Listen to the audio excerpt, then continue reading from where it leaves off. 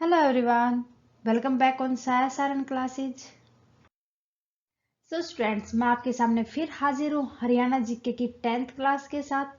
Students previous class में हमने discuss किया था हमारे 10 क्वेश्चंस को, इम्पोर्टेंट क्वेश्चंस को, जो कि हमारे जितने भी हरियाणा के अंदर एग्जाम होने वाले हैं उनके लिए बहुत ही इम्पोर्टेंट है। स्टूडेंट्स हम लगभग 90 क्वेश्चंस को डिस्कस कर चुके हैं। सो अगर आपने अभी तक लास्ट क्लासेज नहीं देखी है तो प्लीज प्लेलिस्ट में जाके देख ले।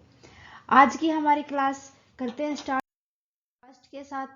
हरियाणा राज्य का निर्माण खालिस्तान के आधार पर पंजाब में से किया गया था। अब देखो, हरियाणा के अंदर तो हरियाणवी बोली जाती है और पंजाब के अंदर पंजाबी बोली जाती है, मीन्स हिंदी और पंजाबी। क्लियर है? तो इनके बीच में अगर आपसे पूछा जाए कि निर्माण किस आधार पर हुआ था तो आंसर हो जाएगा यहाँ पर भाषा के आधार पर इनको अलग किया गया था, क्योंकि हरियाणवी को इनकी भाषा समझना बहुत ही मुश्किल हो गया था, इसलिए उनको अलग अलग राज्य में बना दिए गए थे।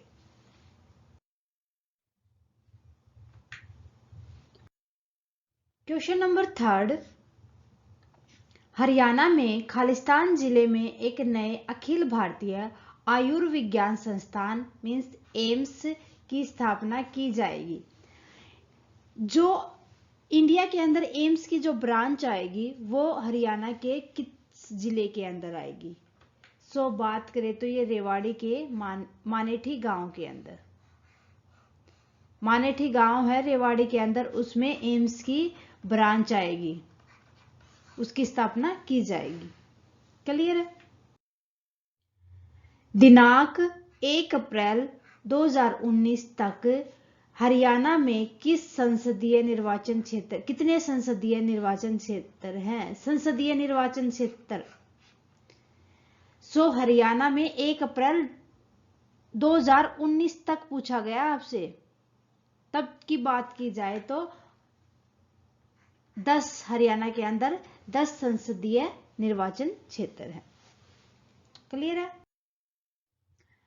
दिनांक 1 अप्रैल 2019 तक हरियाणा मंत्रिमंडल में युवा और खेल मंत्री कौन है? युवा और खेल मंत्री बताओ भाई। हरियाणा में मंत्रिमंडल में युवा, जो सबसे युवा है, और खेल मंत्री हैं, सो वो है 2019 तक की बात की गई है, श्री अनिल विज। क्लियर है?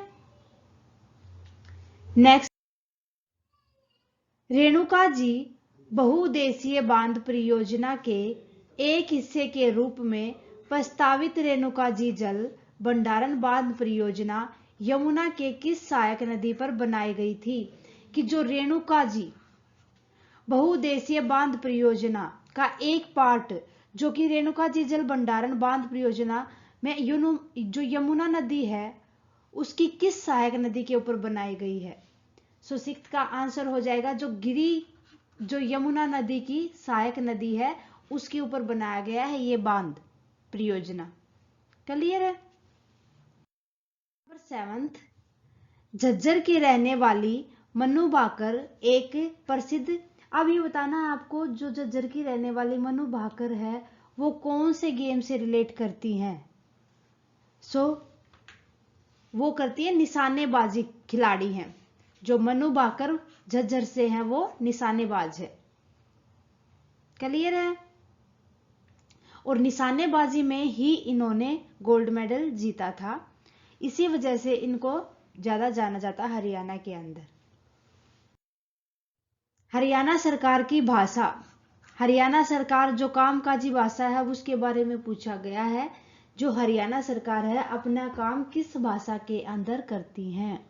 तो हरियाणा की बोली हरियाणवी है, हरियाणवी कोई भाषा नहीं है, खाली बोली है। सो जितने भी हरियाणा सरकार के कामकाज होते हैं वो सारे के सारे हिंदी भाषा के अंदर होते हैं। हमारी भाषा हिंदी है। बोली की पूछे जाए आपसे तो हरियाणवी तो भाई बोली है, हमारी भाषा नहीं है। क्लियर है?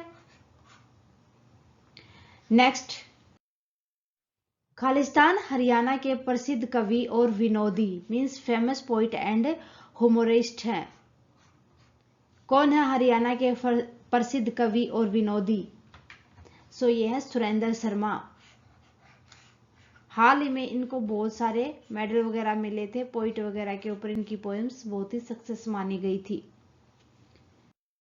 नंबर 10, स्वतंत्रता आंदोलन के दौरान किसने रोहतक से उर्दू और हिंदी में हरियाणा तिलक नामक साप्ताहिक पत्रिका प्रकाशित की? बात की गई है स्वतंत्रता आंदोलन के टाइम पर, जो रोहतक में तो उर्दू भाषा में और हिंदी में हरियाणवी तिलक नाम का एक साप्ताहिक पत्रिका प्रकाशित की गई थी, जो वीकली मैगजीन थी। ये वीकली मैगजीन थी भाई, ठीक है। सो नाम था इसका पंडित श्रीराम शर्मा ने। पंडित श्रीराम शर्मा ने ही इस पत्रिका का प्रकाशन किया था, जो कि बहुत ही फेमस रहा था उस टाइम पे, और आज भी इसका नाम चलता है हरियाणा तिलक का। और ये उर्दू भाषा में लिखी गई थी, रोहतक के अंदर उर्दू भाषा में ही मिलती थी, दूसरी हिंदी भाषा में नहीं आई थी, ठीक है। और हिंदी भाषा में इसका नाम था, अगर हिंदी भाषा में इसका कन्वर्जन मिला था वो हरियाणा तिलक नाम से मिला था। ओके, सो ये थे स्टूडेंट्स हमारे 10 इंपॉर्टेंट क्वेश्चंस। उम्मीद है कि आपको अच्छे से समझ आए होंगे। इसी उम्मीद के साथ मिलते हैं नेक्स्ट क्लास में, 10 और क्वेश्चन को डिस्कस करेंगे।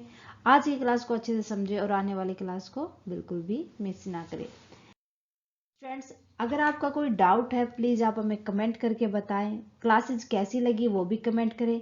अच्छी लगे तो प्लीज लाइक करें और अदर स्टूडेंट्स के साथ ज्यादा से ज्यादा शेयर करें। थैंक यू स्टूडेंट्स, मिलते हैं नेक्स्ट क्लास में।